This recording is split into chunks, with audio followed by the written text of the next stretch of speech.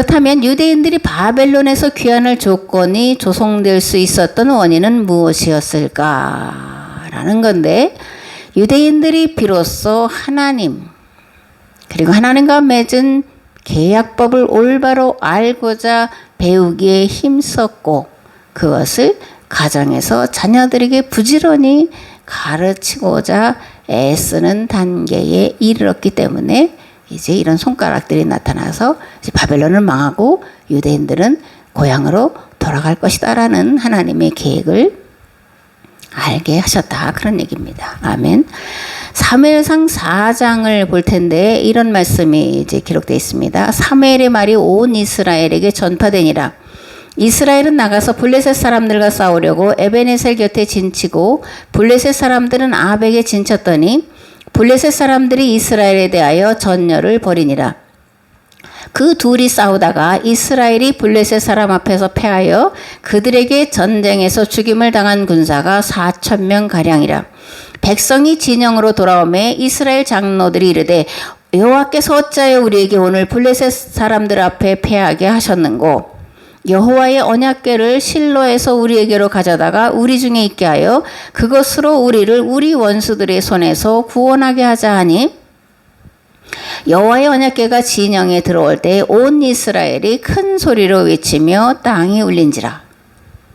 그런데 하나님의 궤는 빼앗겼고 엘리의 두 아들 홈니와 비느하스는 죽임을 당하였더라.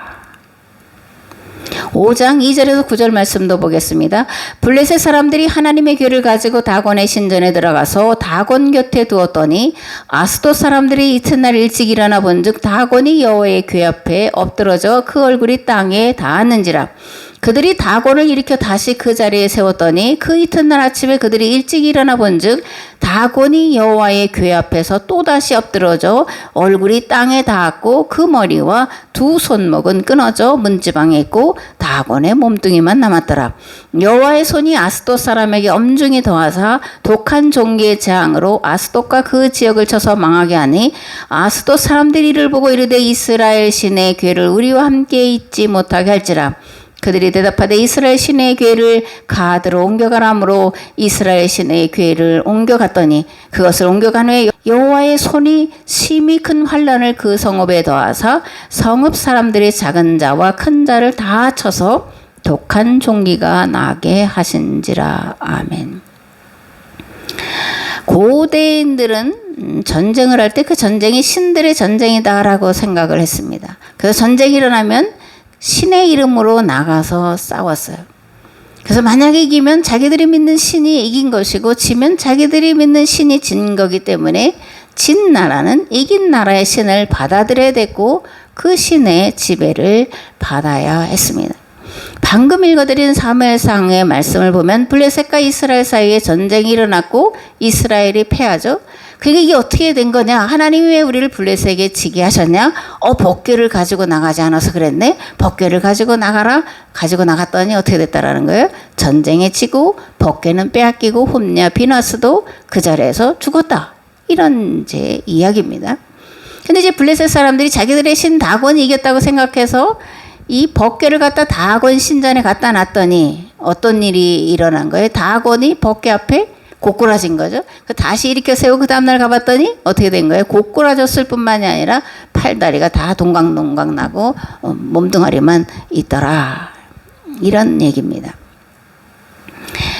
법궤에는 출애굽 백성들이 시내 산에서 하나님과 맺은 계약법을 축약한 십계명 두 돌판이 들어가 있죠. 이 법궤는 그래서 하나님 자체를 말하는 게 아니라 하나님을 상징하는 거예요.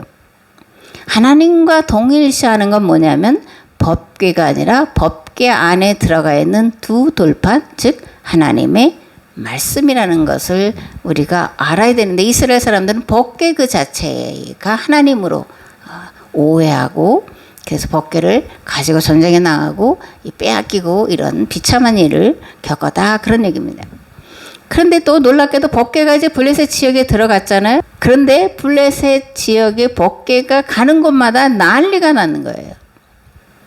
종기가 생기고 여러 가지 이제 어려운 일들이 생기고 그래서 이 법궤를 어디다 옮길까 이제 돌려다니다가 이제 결국 이제 이스라엘 땅으로 돌려보내는데, 이와 같은 일들이 바벨론에서 일어나고 있었다. 그게 앞에서 말한 메네메네 데겔 우바르신이라고 하는 단어 속에 또 들어가 있는 그런 의미다. 그런 겁니다.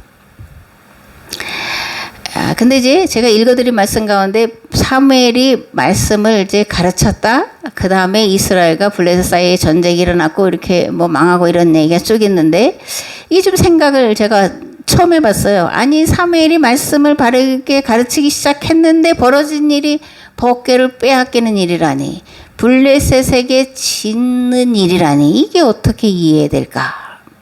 그런 건데 하나님은 반전의 명수다라는 거예요. 법궤를 빼앗긴 사건을 통해서 이스라엘 백성들의 신앙이 법궤 신앙이 아니라 말씀 신앙으로 돌이키도록 놀라운 반전을 일으키는 계기가 되게 하셨다라는 그런 얘기입니다. 아멘. 블레셋의 법궤를 빼앗긴 것은 이스라엘이 하나님과 맺은 법대로 살지 않았기 때문이었죠. 마찬가지로 바빌론에 망하고 노예로 끌려간 것 또한 계약법대로 살지 않아서 그러는 거예요. 근데 블레셋에서 법궤가 되돌아온 것은 이스라엘 백성들이 하나님을 간절히 구했기 때문이고, 마찬가지로 바벨론에서 귀환할 수 있었던 것은 그들이 여호와 하나님만을 구했기 때문이라는 거예요. 법궤.